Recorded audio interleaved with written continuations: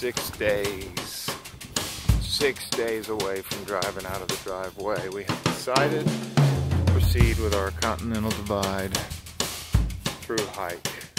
The nice thing is that they have lifted the travel bans in Montana, and they're no longer requiring you to 14-day quarantine when you come to the state.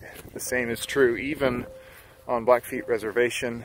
The trail towns are increasingly open to people coming through.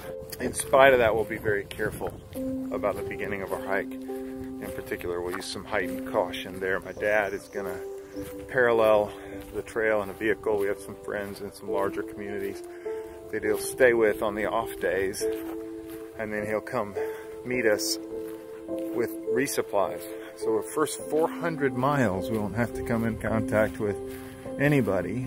So it's not going to be a luxurious trip filled with trail town stops and showers and overnights. This is going to be pretty remote, pretty removed. June and I need to have a little conversation about how we're gonna do that, because she is the strategy person. So I'll talk to her about that in particular, and we'll get that sorted out. So we hop in the car in 6 days and drive to where? Montana. Montana? How many miles? How about this? How many hours? 41 hours. 41 hours of driving. And at this point, where do you think we're going to start? Think we'll get to start at the border? Last Glacier National Park opens like now. Ah, yeah, we're waiting on.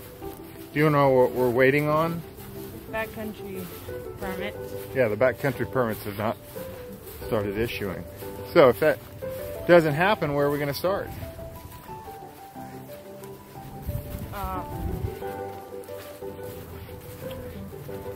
I-90, right? Or Yeah, sure, I-90. I think so. What's the name of the town? Do you know? No. Yeah, I'll tell you, it's Anaconda. Oh, Snake. Yeah, that's right. It's called Anaconda, and we'll walk north for 203 miles to meet our friends. Who? The Browns. The Browns at Benchmark Trailhead. Benchmark Trailhead. You got it. That's good. So that's the plan right now. This time for the trip, I'm really excited. In some ways, I'm less nervous because it's something that we've done before. You can even see it in the kids. Not just in the fact that they're 2 years older, not just in the fact that they're stronger, but there's a mentality that they have that's a little bit more enduring. Last time we walked 2 hours a day, 6 days a week, or 5 days a week, and then we'd do a long one on the weekend. This time we're taking longer hikes, fewer times a week, walking at least 10 to 15 miles when we go, but only doing it 3 or 4 times a week. So I don't know which is going to prove to have been the better training experience, but what I can say without a doubt is that the breakdowns are not happening nearly as often as they did the first time we did one of these hikes. I mean, the last time, this is no joke, the last time we were hiking, we met my cousin in Mount Lawson, in Lawson National Forest, or Lawson National Park. We went hiking for just a short 22-mile loop, and one of those days we did a 7-mile hike, and June was falling apart, and Georgie stopped me and she was like, "Dad, if she can't make it 7 miles, how are we going to do 2,600 miles?" That was so, and I remember that when she spoke my fears. I was nervous about that too. But this time, June, Georgie, even when they're upset, even when they don't want to be doing it, even when it is blazing hot, 90 plus out here in Florida, they're not falling apart. They're not complaining. They're walking 12 miles and they're getting sore, but they're just not complaining. So there's something in the mentality that's a shift. So I really don't anticipate as much difficulty at the start. So June and I talked about it, and it sounds like 18 miles a day is where she wants to start. I have to run that by Monica to see if that's right about where Monica's feeling is about the start. And some of that we'll have to play by ear with see how we're holding up. But we'll cross that bridge when we come to it. How do you feel about this hike? I'm nervous. You're nervous? Well, it's gonna be a lot harder. We'll have to go faster to get through the mountains. Wait. Won't we? I don't know. What did we average last time?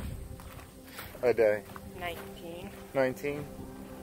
Yeah, somewhere around high 19s, almost 20. I think if we do about that, we should be okay. Do you think we can? Yeah? Okay. Yeah, I think so too. I think we'll be alright. What else are you nervous about? That's it? Yeah. Come on. Are you nervous to see your first grizzly bear? No. Are you nervous about seeing a mountain lion maybe? How about a buffalo? I've already seen one. I've seen several. Where? In Colorado, when it was their Christmas of 2008, or after Christmas, the Christmas in 2018. Oh, with Aunt Delaney. Well, no, I was with Grandma and Grandpa on the way up to Breckenridge for the week. Okay. With them. And we saw a white buffalo, too. Okay. We saw a herd of buffalo and then a white buffalo. Like an albino? No. I've never heard of a white buffalo. I think they're rare. You don't see very many. Have you seen any elk? Yeah. North Carolina, right? Yeah. How about moose? Meese? No. Moosin'? Nope. Are you glad you're going on another hike? Tiny bit. A tiny bit? But it's also sad. What are you sad about? Leaving everyone. Okay. So we're going to walk 203 miles, meet the Browns. And then we'll see, but who's coming with us?